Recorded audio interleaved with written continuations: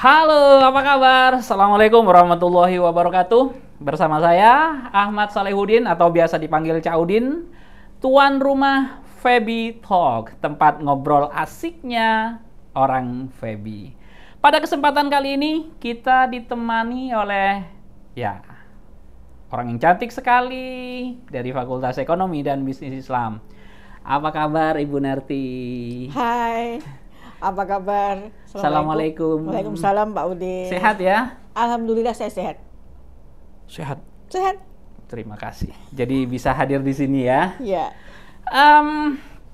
Pagi hari ini, siang hari ini, kita akan ngobrolin sesuatu yang asik deh tentang Bu Narti. Boleh ya? Apa ya? boleh. Oke. Boleh. Jadi kita akan mencoba melihat ya berbagai macam rumor juga karir akademik Bu Narti lah ya. Boleh ya? Boleh. Oke, sahabat dan kerabat Fakultas Ekonomi dan Bisnis Islam, Ibu Narti ini namanya Dr. Sunaryati SEMSI. Beliau ini menamatkan pendidikannya semuanya S1, S2, Ilmu S3 ekonomi. di UGM.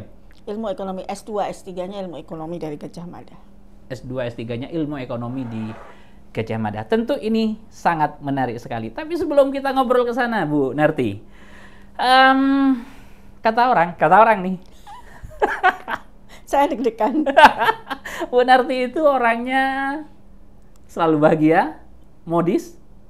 Emang dari keluarga kaya ya?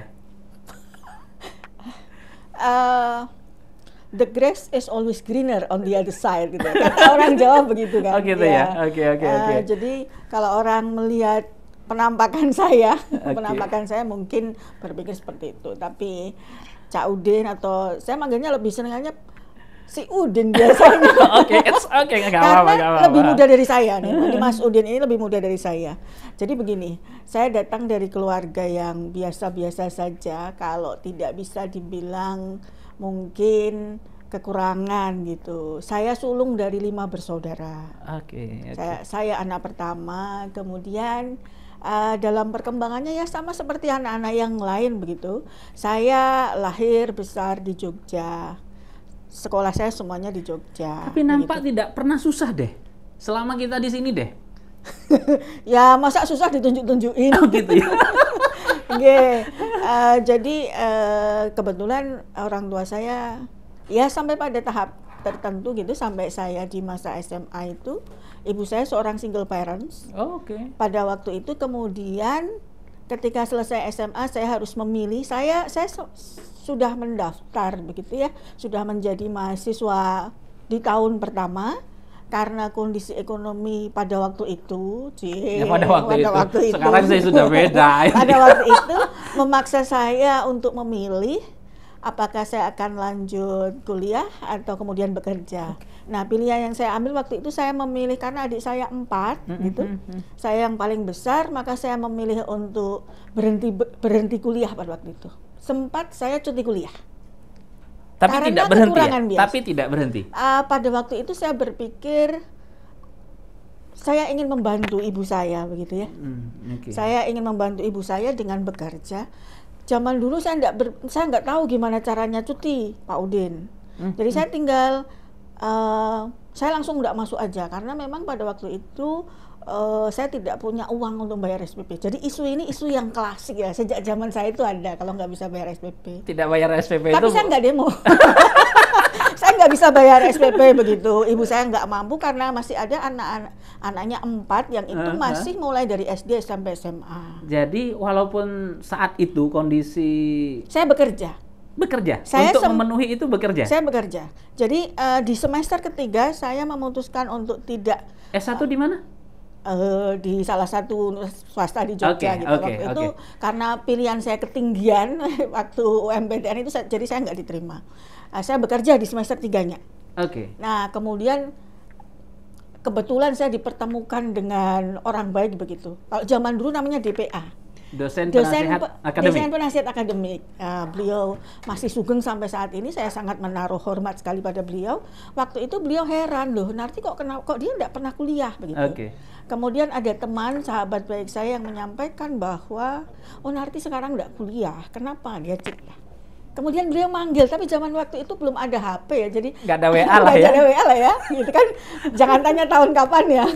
Kemudian teman itu datang ke rumah begitu menyampaikan, kamu ditanyakan sama si ibu gitu, sama beliau. Kemudian saya datang ke kampus, ya saya mohon maaf kalau cuti saya itu tidak sesuai prosedur gitu, karena saya tidak tahu dan saya harus bekerja. Loh, ada masalah apa? Saya berceritalah waktu itu. Okay. Loh, kenapa nggak bilang begitu? Jadi ada skema beasiswa yang bisa diambil, tapi sudah terlanjur terus oke. Jadi sebenarnya kesulitan itu bukan kemudian jadi penghalang ya? Enggak. Tapi saya menjadi tantangan ya? Iya. Kebetulan waktu itu nilai saya bagus Pak Udin ya. Pinter lah ya. Saya percayalah. Di masanya itu saya pinter gitu. Ya sekarang kan tentu tambah pinter loh, udah dokter kan. Iya, IPK saya cukup tinggi. Kemudian beliau membantu saya untuk mendaftarkan nama saya untuk program beasiswa begitu. Kemudian semester depan nama saya muncul, jadi saya tidak harus bayar SPP Pak Udin. Itu sampai selesai sekolah saya free. Sampai saya lulus. Jadi kalau dihitung, saya pernah cuti 1 semester, berarti S1 saya hanya 3,5 tahun dan saya lulus dengan cum laude. Berarti memang pintar. Setelah itu ada beasiswa lagi S2 yang saya ambil. Saya ambil S2 di Gajah Mada. Itu juga beasiswa gratis. Jadi penuh dengan beasiswa. Penuh dengan beasiswa, tapi di sisi lain saya kuliah sambil bekerja. Saya kuliah sambil bekerja. Ya. Jadi ketika 1 semester cuti itu saya melakukan pekerjaan yang bisa saya lakukan. Jadi sales, pernah nggak kebayang jadi sales buku, jualan buku sehari, kemudian adalah sehari aku nggak laku. Jadi kalau kita jadi sales seperti itu, kalau nggak dapat gaji, cuma dapat uang transport sama uang makan. Pernah di situ? Pernah di situ. Oke. Jadi kalau kita lihat kan, sorry untuk mengatakan ini, dibesarkan oleh orang tua single parents gitu. Untuk kuliah juga, ya selain dapat beasiswa, kemudian bekerja gitu. Apa itu yang kemudian membuat, maaf nih, Mbak Narti deh ya. Mbak Narti itu kata orang lagi nih. Galak. Bener nggak tuh itu? Mohon maaf ini ya. Bisa jadi ya. Mungkin juga aku bingung jawabnya. Ya, tapi mungkin karena hidup saya katakanlah penuh tantangan. Kadang kan saya harus mengambil keputusan cepat begitu. Mungkin karakter itu terbawa ya. Karakter itu terbawa ke saya seterusnya. Jadi kalau orang bilang, kayaknya kamu seneng-seneng terus, itu yang bilang seperti itu nggak kenal saya. Ya kalau kata saya sekarang kan ya yang ditunjukkan ya yang senengnya ya, yang sedihnya ya disimpan saja. Tetapi ada fase di mana dalam hidup saya itu ada saat-saat berjuang itu ada. Samalah seperti teman-teman gitu. Ya. Sebagai orang yang berada di ruang sebelah dari ruangannya Mbak Narti, ya saya tahu lah ya, bahwa Mbak Narti itu kan baik gitu ya. Ya nggak galak terus lah gitu. Ya ada kalanya ngamuk lah ya. Tapi baik. Dan saya yang paling ingat itu begini ketika sama Mbak Narti itu. Kadang strict banget dengan aturan, tapi ngelihat mahasiswa nggak mampu juga meleleh kan? Ya.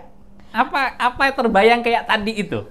Saya merasa seperti dejavu, ngerti nggak? Merasa seperti saya pernah ya ada di situasi semacam itu, karena memang saya juga dari keluarga yang biasa saja, ada masanya. Jadi saya kadang aku dulu seperti itu. Terus apa yang bisa saya lakukan untuk bantu dia? Karena saya seperti melihat saya di masa lalu begitu. Tapi tentu saja yang sesuai dengan aturan ya, karena saya pernah ingat sekali aturan yang berlaku. Saya ingat sekali. Ketika kita wawancara untuk penerima beasiswa, akhirnya Bu Narti tidak melanjutkan wawancara, malah nangis. Apa kayak gitu? Itu dejavunya ya? Ya. Ketika wawancara kemudian ibunya kan yang menyampaikan kita video call. Iya, saya teringat almarhum ibu saya dulu. Ibu saya orang yang luar biasa begitu. Ya kalau anak zaman sekarang gitu mungkin minta keringanan UKT lah ya istilahnya. Ya saya pernah berada pada masa-masa seperti itu. Hanya memang kemudian yang saya lakukan ketika saya memperoleh dalam hal ini kalau dulu nggak ada dispensasi, nggak ada keringanan. Jadi memang saya sempat berhenti kuliah 1 semester. Nah, 1 semester itu bekerja. Alhamdulillah semester berikutnya saya dapat beasiswa itu. Jadi saya kuliah sambil bekerja.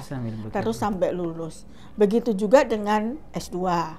Kalau boleh dilanjutkan, selesai S2 baru saya mencari pekerjaan. Tapi pekerjaan in terms of yang based on education ya. Tapi sebelum itu sesungguhnya saya sudah bekerja. Apa yang bisa saya lakukan, saya lakukan. Selama itu halal. Jadi kalau orang lihat saya enak-enak aja. Iya, kita itu kadang ini orang kok enak aja itu. Iya, jajan-jajan terus. Oh, jajan-jajan terus itu. Dan kita menikmati. Iya. Oke, kita sahabat dan kerabat Fakultas Ekonomi dan Bisnis Islam. Sahabat dan kerabat Febi Talk Fakultas Ekonomi dan Bisnis Islam. Mbak Narti ini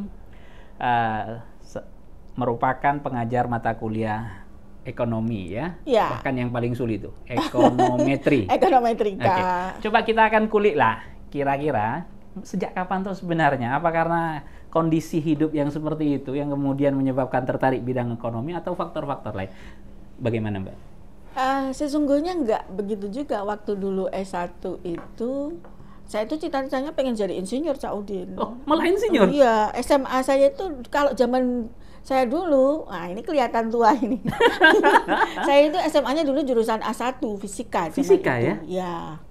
Kemudian seperti anak muda pada umumnya, waktu ikut dulu namanya UMPTN ya. UMPTN. Ujian masuk perguruan tinggi. Iya betul. Saya ambilnya IPC. Pilihan pertama pengennya ke teknik sipil, kemudian MIPA statistik, kemudian ekonomi memang, cuman saya nggak masuk.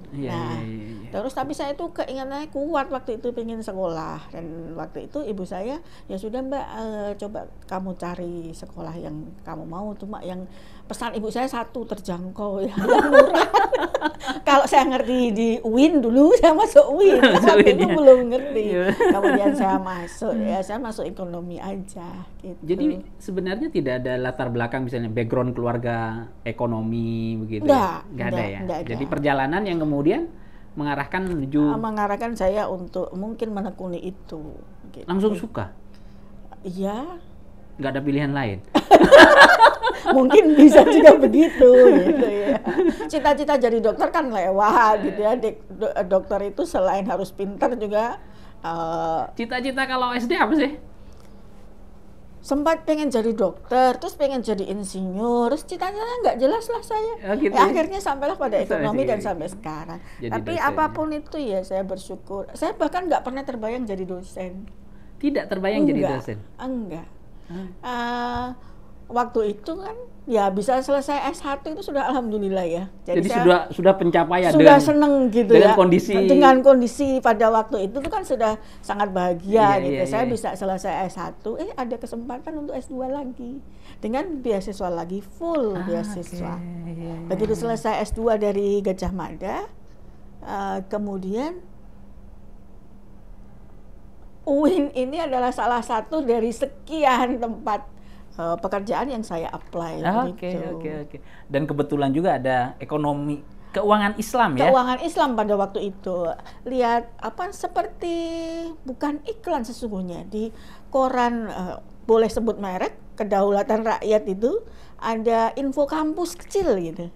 Ada info kampus kecil, di situ ditulis bahwa pada tahun itu IAIN Sunan Kalijaga membuka formasi dosen untuk jurusan waktu itu keuangan Islam di Fakultas Syariah dan Hukum. Syariah ya. Belum pakai hukum ya. Kualifikasinya adalah S2 Ilmu Ekonomi atau Ilmu Ekonomi Studi Pembangunan. Kok cocok dengan saya, walaupun saya juga nggak punya gambaran ya. Masuk ke IAIN, tiba-tiba kan? Masuk IAIN. Iya, masuk IAIN, saya bingung gitu. Tapi saya apply. Oke.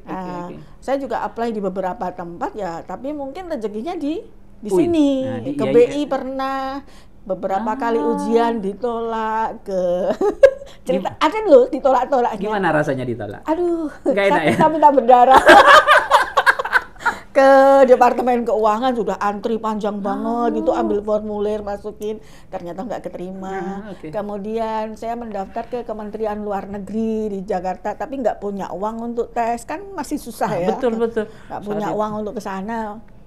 Ya sekarang ya susah juga, tapi waktu itu masih susah. Lebih susah ya, sekarang kan sudah mapan lah ya. Itu saya nggak bisa ke Jakarta ya, banyak lah. Akhirnya kayaknya memang rezeki saya ada di UIN. Di UIN Jogja. Ya, betul. Okay. Sahabat dan kerabat Feby Talk UIN Sunan Kalijaga Yogyakarta, Mbak Narti ini punya latar belakang ekonomi konvensional sebenarnya. Betul. Ya. Kemudian masuk ke KUI, Keuangan Islam saat itu. Ya. Yang notabene mencari orang-orang yang ekonomi syariah, katakan begitu. Ya. Gimana migrasinya atau hijrahnya? Migrasinya Mbak Narti. Ya, memang pendidikan saya konvensional ya, ilmu ekonomi. Jadi kan tapi memang formasi yang dibutuhkan pada waktu itu dicarinya adalah S2 ilmu ekonomi. Barangkali mungkin di Fakultas Syariah sudah banyak ya yang ahli agama, agama Islam. Jadi butuh yang nggak ahli di agama gitu. Tapi begini Pak Udin, ilmu ekonomi itu adalah ilmu yang mempelajari tentang bagaimana manusia berusaha untuk memenuhi kebutuhannya dengan sumber daya yang tersedia. Kalau kita bicara ekonomi konvensional, nah ekonomi Islam itu juga sesungguhnya sama tetapi bagaimana cara atau upaya manusia memenuhi kebutuhannya itu yang sesuai dengan syariat Islam, kan seperti itu. Jadi nilai dasar dari ekonomi Islam itu adalah tauhid gitu ya, yang itu kemudian diwujudkan dalam 4 hal, misalnya kepemilikan bersama, kemudian pengakuan akan hak individu dan lain-lain. Memang saya berarti masuk ke UIN itu lulusan S2 gitu, sudah master, tetapi memang masih banyak harus belajar gitu kan, karena background saya ekonomi konvensional, belajar dengan teman sekitar. Bahkan saya pernah pada masa itu, saya tidak tahu di zamannya Cak Udin masih ada atau enggak, saya sempat ikut atau dikursuskan bahasa Arab dan bisa ya. Alhamdulillah.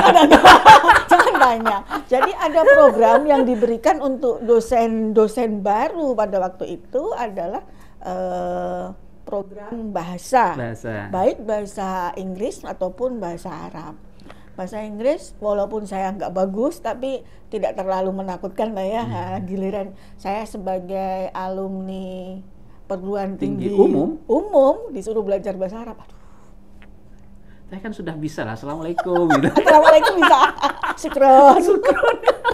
Itu sempat 6 bulan juga. Kemudian kalau ya berbagai pelatihan yang itu diberikan oleh institusi gitu juga, kemudian belajar dari teman-teman sekitar ya, yang banyak yang alim ulama gitu, yang ustadz-ustazah, kemudian ya saya menyesuaikan di situ. Memiliki background ekonomi konvensional, kemudian bertungkus lumus, berkarya di dalam ekonomi syariah. Tantangannya apa? Saya kira bagi saya dalam posisi sampai saat ini masih terus belajar dari teman-teman yang teman-teman tentu saja yang lebih ahli di bidang itu. Tapi menurut saya ilmu ekonomi Islam ini memiliki prospek ke depan yang bagus gitu ya, karena banyak hal yang kemudian bisa dikembangkan dari sisi itu, khususnya untuk para mahasiswa untuk berkarir di dalam bidang itu masih banyak terbuka luas gitu. Kita tahu bahwa mayoritas penduduk Indonesia itu Muslim.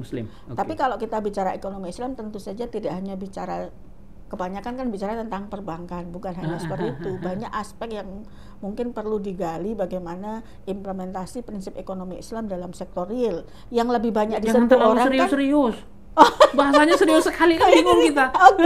Orang lebih banyak bicara tentang bank syariah maksud saya. Tapi sesungguhnya kan tidak hanya itu. Tidak hanya itu ya. Itu yang masih perlu banyak dikembangkan, saya kira, digali. Tapi prospeknya bagus. Ya, sebagai negara dengan mayoritas Islam ya, tentu kan pengen juga berekonomi ya, melakukan aktivitas ekonomi yang dilandasi nilai-nilai agama kan. Betul. Sebenarnya begitu ya Mbak Yan. Ya. Oke. Mbak Narti, sahabat dan kerabat Feby Talk UIN Sunan Kalijaga Yogyakarta. Mbak Narti ini juga pernah menjadi Kaprodi. Pernah. Ekonomi syariah. Betul. Nah, kemudian sekarang menjadi Wakil Dekan bidang keuangan dan administrasi. AUPK, Administrasi Umum Perencanaan dan Keuangan. Pasnya begitu ya. Pasnya seperti itu. Tapi orang-orang kan ngertinya pokoknya bab duit, keuangan, Bu Narti kan betul, gitu. Betul, ya. Okay. Kalau melihat saya mungkin wajahnya kayak duit, gitu. Saya bingung juga.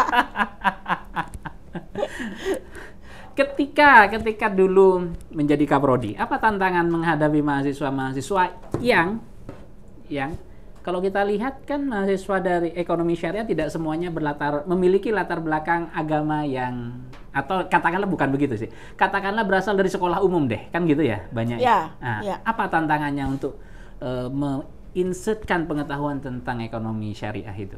Ya, memang kemudian boleh saya tambahkan, saya pernah jadi kaprodinya 2 kali, Pak Udin.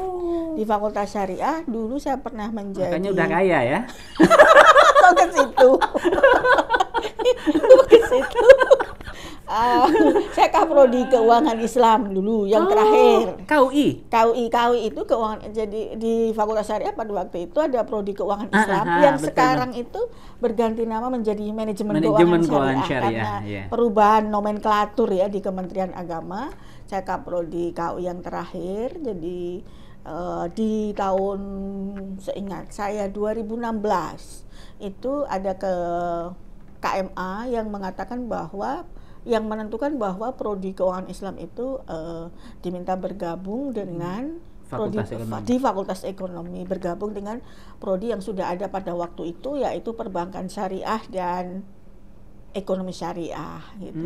Nah, saya kaprodi KUI yang terakhir, kemudian di FEBI sebentar saya ingat-ingat antara tahun 2016 sampai 2020 saya kaprodi ekonomi syariah. Setelah itu berarti saya 2015 sampai 16 kaprodi KUI, 2016 sampai 2020 kaprodi ekonomi syariah, 2020 sampai nanti insya Allah 2024 itu wakil dekan bidang AUPK. Setelahnya? Nggak tahu. Nanti. Nggak usah begitu. Nggak usah begitu. Jangan dihitung, berarti kamu nggak lama banget. Karena rekam jejaknya itu kan rekam jejak menjabat kan ya? Ya baru itu. Oh, baru itu. Oke, itu pengalaman ya. Memang kemudian mahasiswa kami itu kan backgroundnya bermacam-macam. Ada yang dari pesantren, ada yang juga dari umum begitu. Nah, masing-masing ini punya, kalau boleh dibilang punya keunikan gitu ya. Yang umum ya sama seperti saya gitu kan. Di awal pasti gagap terkait dengan mata kuliah agama. Saya juga saya juga enggak menguasai bahasa Arab. Saya kira itu yang sama. Tapi Assalamualaikum kan bisa. Assalamualaikum bisa. Bismillahirrahmanirrahim. Fatihah hafalan gitu kan. Iya. Aja lah. Nah, saya kira itu juga yang dirasakan oleh teman-teman yang dari umum ketika kemudian masuk di prodi gitu ya. Tetapi kan di FEBI ini luar biasa, Cak Udin ya. Bagi mahasiswa itu difasilitasi ada program pengembangan bahasa. Saya kira kalau teman-teman itu memanfaatkan program yang sudah disediakan itu dengan baik, mereka akan mengikuti. Kalau saya kan sudah tua baru diajari bahasa Arab, jadi hasilnya ya mohon dimaklumi lah. Kayaknya masih muda, kalau sudah merasa tua gimana? Kadang-kadang saya merasa muda, kadang-kadang saya merasa tua. Oh gitu, jadi kalau sudah diminta apa-apa tua gitu. Wah. Tergantung sikon lah. Oke. Sahabat dan kerabat Fakultas Ekonomi dan Bisnis Islam, setelah ini kita akan tanya-tanya ke Mbak Narti terkait dengan bidang 2, bidang AUPK. Administrasi Umum Perencanaan dan Keuangan. Oke. Ini harus saya sampaikan karena ini suara masyarakat. Banyak yang bilang kalau FEBI itu mahal, Mbak Narti. Menurut secara ekonomi deh, itu sebenarnya menjelaskan kayak apa toh gitu. Baik, sesungguhnya ya mahal itu relatif.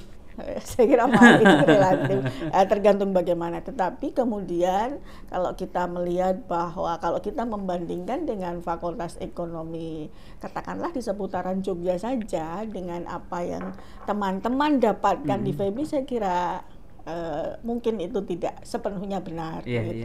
Saya kira seperti itu. Jadi banyak fasilitas kan? Banyak fasilitas yang diberikan oleh FEBI untuk para mahasiswanya. Saya Ya, kira bahkan itu. anggaran untuk mahasiswa itu kan tinggi sekali ya. Ya, yang paling tinggi saya kira di UIN Sunan Di UIN Sunan Kalijaga support tertinggi. untuk mahasiswa, support untuk aktivitas mahasiswa gitu ya, dalam bentuk di FEBI ini kan ada namanya apa ya Pak Ulin, lupa, LKM. LKM, Lembaga Kemahasiswaan. Sekarang LKM, anggaran untuk LKM yang di FEBI ini ada 10 LKM. Iya, iya. Kemudian FEBI juga memiliki alokasi, seandainya mahasiswa itu akan mengikuti lomba, ada dana pengiriman delegasi gitu ya, Ya, betul, kita bantu. betul. Kemudian kalau mahasiswa itu berprestasi di luar, dia juga bisa Dapat award ya. dapat reward, insentif prestasi. Saya kira itu alokasinya cukup. Jadi bagi mereka yang aktif, kreatif gitu, mau ngikutin apa, dapat support. Kita support. Juara, support. dapat reward. Dapat reward. Jadi memang luar biasa lah ya. FEBI yang luar biasa. FEBI yang luar biasa. dan saya juga tahu bahwa dengan sistem insentif yang seperti itu, FEBI 2 tahun ini sudah menjadi fakultas dengan prestasi mahasiswa terbanyak. Siapa dulu WD3-nya? Kan begitu. Karena ditopang dengan kami berusaha mensupport supaya mahasiswa itu termotivasi ya untuk berprestasi. Saya kira itu.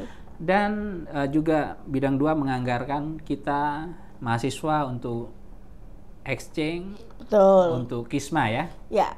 Itu juga sekian puluh juta juga kan ya. Di tahun 2023 FEBI ini mulai merintis adanya student exchange begitu ya. Student exchange yang terdekat yang dilakukan oleh Prodi Ekonomi Syariah.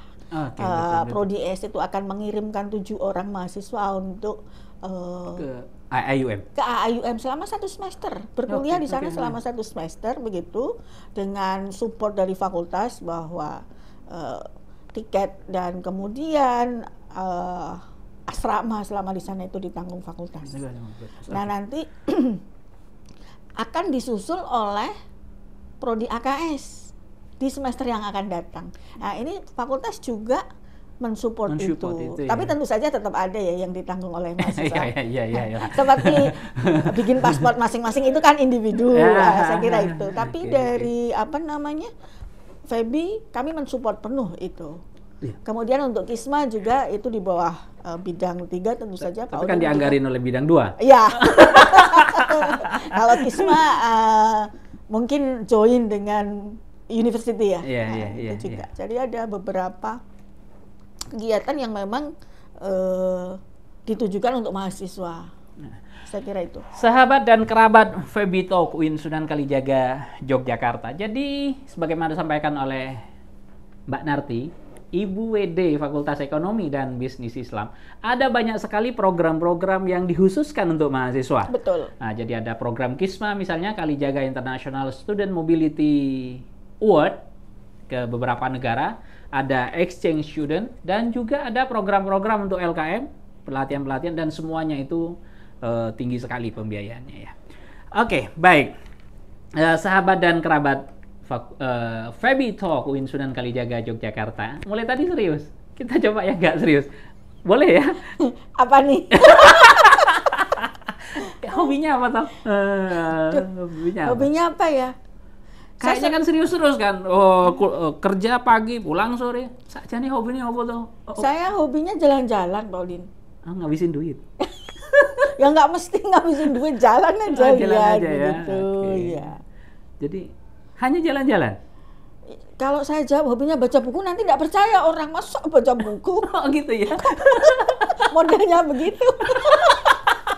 Saya kan sudah dokter, masa nggak baca buku?